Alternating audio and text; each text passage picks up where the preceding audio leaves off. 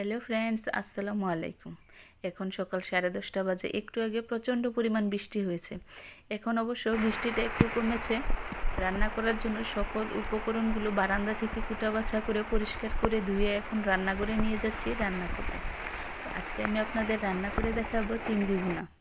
যতই বাইরে বৃষ্টি হোক, পেট তো আর বৃষ্টি বুঝবে না। খাবারের সময় হলে পেট ঠিকই খাবার চাইবে। তো আমি এখন কথা না বাড়িয়ে চুলায় জালটা ধরিয়ে দিচ্ছি, রান্না বসাবো। চুলায় আমার জালটা ধরানো হয়ে গেছে। এদিকে আমি চিংড়ি মাছগুলোতে মশলাটা মেখে নেব। এখানে সামান্য পরিমাণ লবণ, সামান্য হলুদের গুঁড়া আর সামান্য মরিচের গুঁড়া দিয়ে মাছগুলোকে ভালো করে মেখে নেব।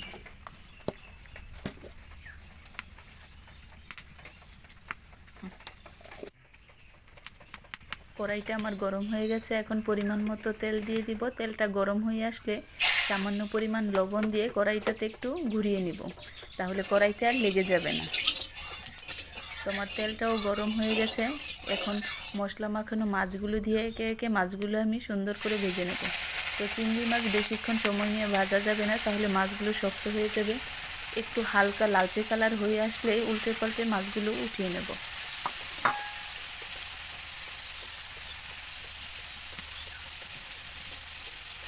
তো মাছগুলো এখন নেড়ে চেড়ে আমি হালকা করে একটু ভেজে নিচ্ছি। দেখুন মাছগুলোর কালারটা অনেকটাই লালচে হয়ে গেছে। এখন মাছগুলো একে একে আমি উঠিয়ে নেব।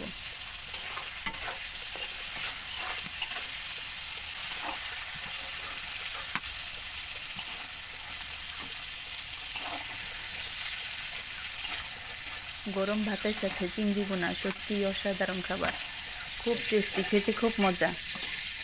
আর আজকে যেহেতু বৃষ্টির দিন, খেতে তো আরও বেশি ভালো লাগবে। দেখুন কত সুন্দর লাগছে দেখতে। এখন বাকি যে তেলটুকু ছিল সেই তেলে আমি দিয়ে দিলাম পেঁয়াজ কুচি। পেঁয়াজ কুচিটা দিয়ে একটু নেড়ে চেড়ে কিছুক্ষণ ভেজে নেব। তো আমার মনে হচ্ছে যে তেলটা একটু কম হয়েছে, এই কারণে আমি আরেকটু তেল দিয়ে দিলাম। তো আপনারা তেলটা কম খেতে চাইলে কম দিতে পারেন, সমস্যা নেই। এখন দিয়ে দিব পরিমাণ মতো লবণ। লবণটা দিয়ে আরও কিছুক্ষণ নেড়ে চেড়ে পেঁয়াজটাকে একটু নরম হয়ে আসলে তারপর আমি বাকি মশলাগুলো দিয়ে দেব। তো দেখুন এই যে বাইরে বৃষ্টি অনেকটাই কমে গেছে, এখন আর বৃষ্টি হচ্ছে না, আকাশটাও অনেক পরিষ্কার হয়ে গেছে।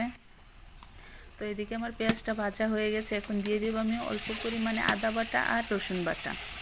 আদা রসুন বাটাটা দিয়ে আবার কিছুক্ষণ নেড়ে চেড়ে একটু ভেজে নেব।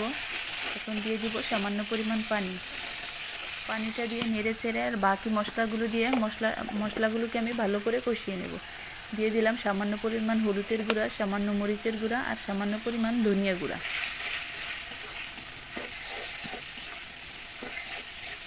দিয়ে এখন মশলাটাকে ভালো করে কষিয়ে নেব। তো মশলা থেকে যখন এরকম তেলটা ভেসে আসবে তখন ভেজে রাখা চিংড়ি মাছগুলো দিয়ে আরও কিছুক্ষণ কষিয়ে নেব। তো খুব বেশি কষানোর প্রয়োজন নেই, কারণ চিংড়ি মাছগুলো যেহেতু আমি আগেই ভেজে রেখেছি।